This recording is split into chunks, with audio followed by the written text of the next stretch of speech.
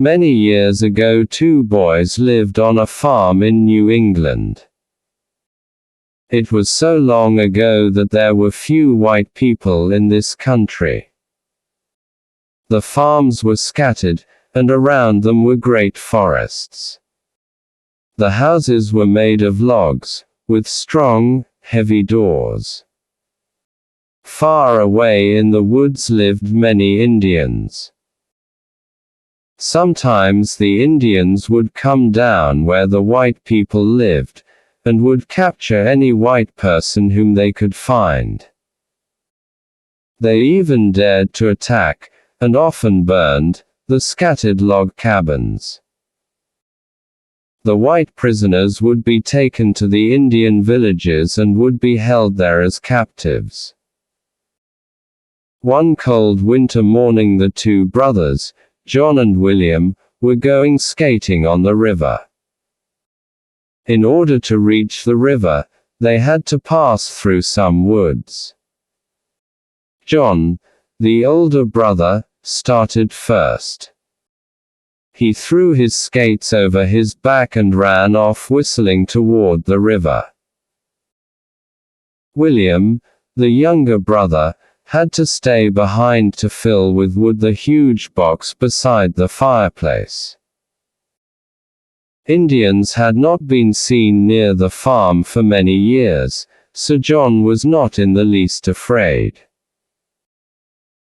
As he went through the woods toward the river, two huge Indians, with painted faces, jumped from behind the trees where they had been hiding. Before John could run, he was caught, and his hands were tied behind his back. Then they heard William shout as he ran down the path after his brother. John knew that the Indians might kill him if he warned his brother. But he was brave, and before they could stop him, he cried out, "Indians! Indians!" The Indians were angry and struck at John with their tomahawks. But he was not afraid. He faced the Indians bravely. William heard the shout of warning, and ran like a deer back to the log cabin. The heavy door was shut with a slam, and John's father, with his rifle, waited for the Indian attack. But the two Indians did not dare attack the log cabin. Dragging John after them, they started up the river bank toward their Indian town, many, many miles away. All day long they traveled, and at night they built a small fire. Over this fire they roasted a partridge which one of them had shot. John was given his share of the bird and a handful of parched Indian corn. The Indians looked at John's skates, which still hung over his shoulder. They did not know what skates were. They thought they must be some of the white man's magic.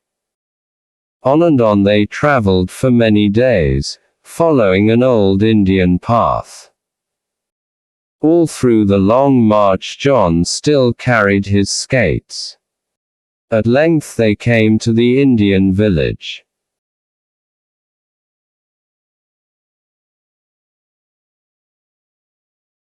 The Indian houses were long huts covered with strips of birch bark. 4 or 5 families lived in each of these houses.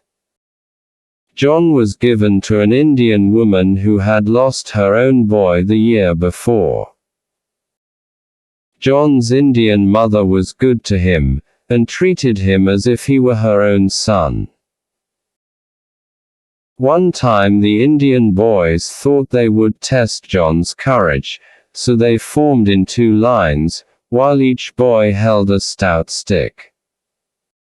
Then they ordered John to run down between the 2 long lines.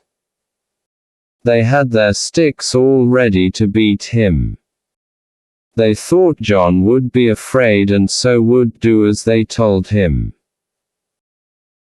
But John was a strong lad, and jumping upon the first Indian boy, he took his stick away from him. Armed with this stick, John struck right and left at the heads of the boys until they were all glad to run away. The Indian men liked to see John's courage, and laughed long and loud when the Indian boys ran away.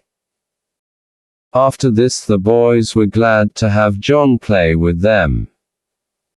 With their bows and arrows they shot at a mark. They swam in the river and played games of tag, hide and seek, and ball. In the spring the Indian women planted the yellow corn. When the corn was up, the squaws went into the fields to hoe out the weeds. For a hoe they used a flat piece of stone tied to a wooden handle. As John was a white boy, the squaws tried to make him help hoe the corn. When John took the hoe, he hoed up the corn and left the weeds. The angry squaws made signs to him that he must not do so. Then John threw the hoe far from him. Hoeing is fit for squaws, not for warriors, he shouted. He had learned this from the Indian boys. The old men were pleased. They thought John would make a fine warrior.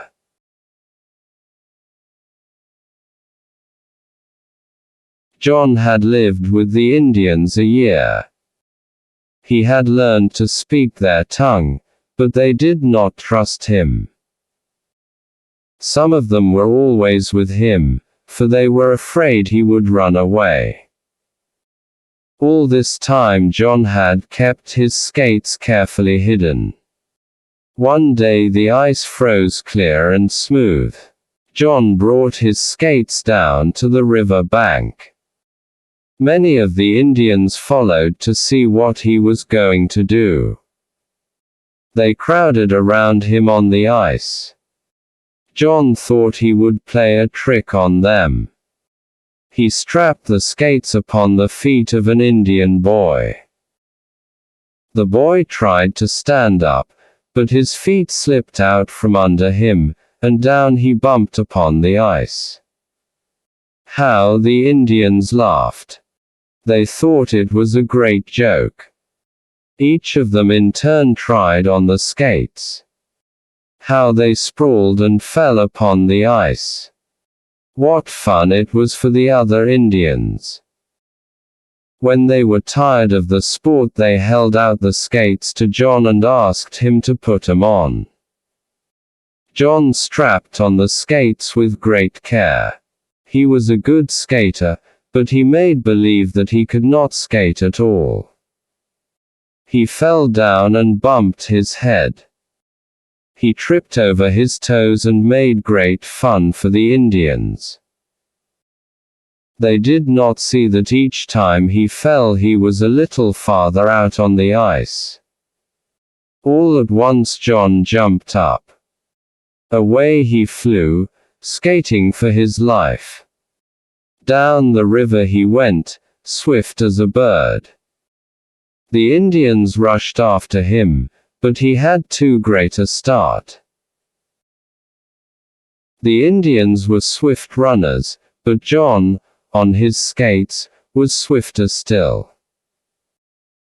He knew that the river must flow toward the ocean, and that near the ocean lived the white people.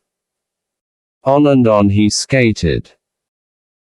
2 days later he saw the smoke of a white man's cabin and knew that he was safe. John soon found his father and mother. How glad they were to see him.